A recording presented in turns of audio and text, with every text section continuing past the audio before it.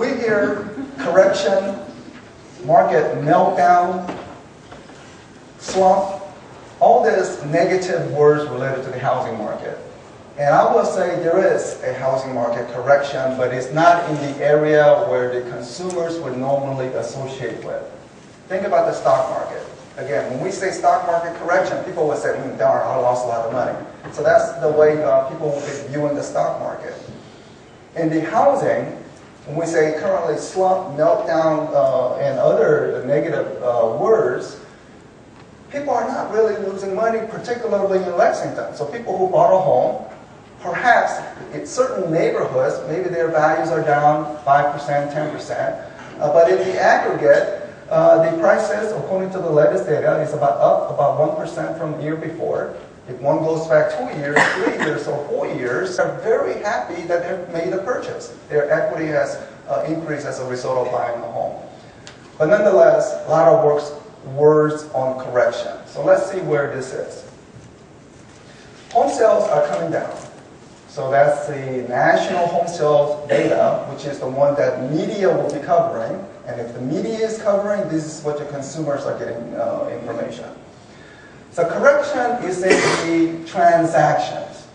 Fewer home sales, far fewer home sales than before. Stock market coverage, evening news. Do they ever mention the stock volume trading today was far lower than yesterday? They don't mention that because it's not that important news item for most consumers. Consumers want to know did the Dow Jones increase or fall because my wealth is tied to that. They don't care about how much stocks were traded during that day. People are interested in the stock trading, people working in the Wall Street, because their income is dependent upon transaction volume.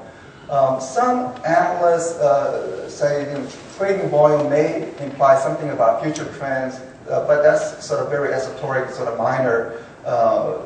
People who are really focused on the stock market. But for the most people, most consumers, people don't care about how much stocks were traded in the New York Stock Exchange. Most consumers should not care how much homes were sold. They should care about how the home prices are doing. That's what their wealth is. The transaction.